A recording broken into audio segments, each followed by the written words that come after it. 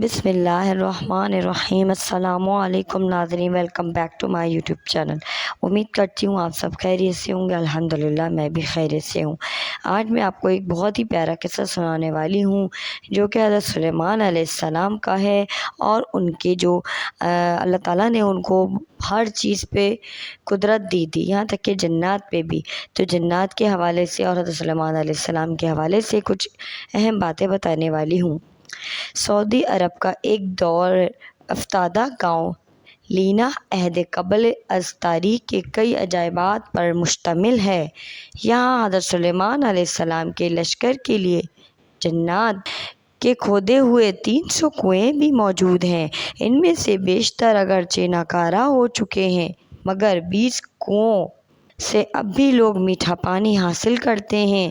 جنات نے یہ کنویں زمین کے بجائے سخت ترین چٹانوں کو توڑ کر بنائے تھے، کیونکہ ناظرین کرام آپ جانتے ہیں کہ سعودی عرب کی زمین میں زیادہ تر پہاڑ اور پتھر ہیں، جس پر اب بھی ماہرین حیران ہیں۔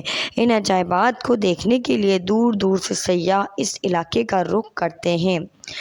العربیہ کے رپورٹ کے مطابق سعودی عرب کا یہ تاریخی گاؤں لینا مملکت کے شمالی شہر رفح سے 100 کلومیٹر کے فاصلے پر واقع ہے۔ یہ قدیم علاقہ اسٹریٹجک اہمیت کے ساتھ متعدد آثار قدیمہ کی وجہ سے ملک بھر میں شہرت رکھتا ہے۔ یہاں ایک قدیم قلعہ بھی موجود ہے۔ پرانے زمانے میں بیت المقدس اور یمن کے مابین پیدل سفر کا مشہور راستہ اسی گاؤں سے گزرتا تھا۔ عدن سے عراق جانے والا ملکہ زبیدہ کی بنائی ہوئی مشہور سڑک درب زبیدہ بھی یہیں سے ہو کر جاتی تھی۔ اب بھی سیر و تفریح کے شائقین بڑی تعداد میں اس علاقے کا رخ کرتے ہیں۔ سعودی محقق حمد الجاسر کا کہنا ہے کہ یہ قدیم گاؤں میں حضرت سلیمان علیہ السلام کا لشکر بھی اترا تھا۔ سلیمان علیہ السلام جب اپنا لشکر لے کر یمن جا رہے تھے تو یہاں ٹھہرے تھے۔ اس بے آب و گیا علاقے میں لشکر کو پانی کی ضرورت آئی تو حضرت سلیمان علیہ السلام نے جنات کو حکم دیا کہ وہ ہنگامی طور پر کنویں کھودیں۔ تو جنات نے چٹانوں پر مشتمل اس سخت ترین زمین میں 300 کنویں کھود دیے تھے۔ یہ انتہائی گہرے کنویں ہیں، اب بھی اصلی حالت پر موجود ہیں، جنہیں زمین پر اب بھی اپنا وجود رکھنے والا معجزہ قرار دیا جاتا ہے۔ جنات نے چٹانوں کو کاٹنے کے لیے ڈرل مشین کی طرح کوئی آلہ استعمال کیا تھا، جس کے نشانات اب بھی کنووں کی چاروں اطراف واضح طور پر دیکھے جا سکتے ہیں۔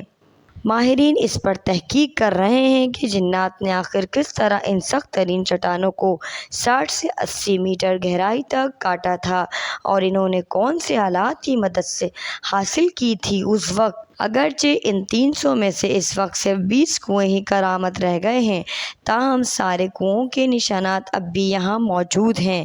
ان کنووں کو دیکھنے والا ہر شخص حیرت زدہ ہو کر رہ جاتا ہے۔ تاریخ روایت کے مطابق جب حضرت سلیمان علیہ السلام اپنے لاؤ لشکر سمیت یمن جا رہے تھے تو وہ یہاں دوپہر کے کھانے کے لیے رکے تھے۔ لشکر میں جنات کی بھی شامل تھے۔ جب لوگ پیاسے ہوئے تو حضرت سلیمان علیہ السلام نے جنات کے کمانڈر سپتر کی طرف دیکھا تو وہ ہنس رہا تھا۔ حضرت سلیمان علیہ السلام نے اسے ہنسنے کی وجہ پوچھی تو اس نے کہا، آپ لوگ پیاس سے تڑپ رہے ہیں، مگر میٹھا پانی آپ کے قدموں کے نیچے ہی ہے۔ حضرت سلیمان علیہ السلام نے سپتر کو پانی نکالنے کا حکم دیا تو تھوڑی ہی دیر میں اس نے اپنے ساتھیوں کی مدد سے 300 کنویں کھود دیے، اور سیدنا سلیمان کا پورا لشکر سیراب ہو گیا۔ معروف مورخ یاقوت ہموی کے دور تک یہ سارے کنویں میٹھے پانی سے لبالب بھرے ہوئے تھے۔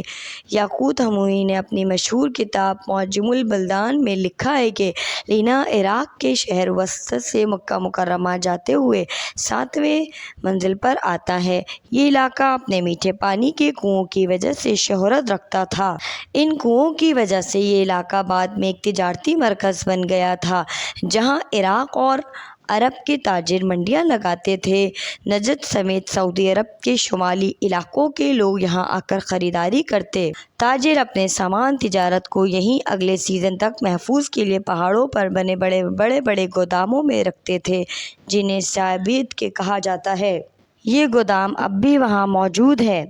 علاوہ ازیں ناظرین کرام، یہ علاقہ مختلف آثار قدیمہ کی وجہ سے آج بھی شہرت رکھتا ہے۔ سعودی حکومت نے یہاں ایک شاہی قلعہ بھی تعمیر کرایا ہے۔ 1354 میں تعمیر ہونے والے اس قلعے کو گارے پتھروں اور لکڑیوں سے بنایا گیا ہے۔ واضح رہے کہ حضرت سلیمان علیہ السلام کو حق تعالیٰ نے جنات پر بھی حکومت دی تھی۔ جنات نے ان کے حکم سے بیت المقدس کی تعمیر میں بھی حصہ لیا تھا، اور وہ بھی ایک بہت عالی شان انہوں نے تعمیر کی تھی۔ وہ دور دراز سے پتھر اور سمندر سے موتی نکال کر لاتے تھے۔ ان کی تعمیر کردہ عمارتیں اب بھی موجود ہیں۔ اس کے علاوہ بھی حضرت سلیمان علیہ السلام جنات سے بہت سے کام لیتے تھے، جس کا ذکر قرآن مجید میں اور حدیثوں سے ظاہر ہے۔ ناظرین کرام، امید کرتی ہوں آج کی ویڈیو آپ کو بہت اچھی لگی ہوگی اور یہ جان کر بہت اچھا لگا ہوگا کہ حضرت سلیمان علیہ السلام نے جنات سے کس طرح سے کام لیا۔ اللہ تعالیٰ نے اپنے نبی کو بہت ساری چیزوں پر ایک اہمیت دے دی تھی کہ وہ ان پر حکم کر سکتے تھے۔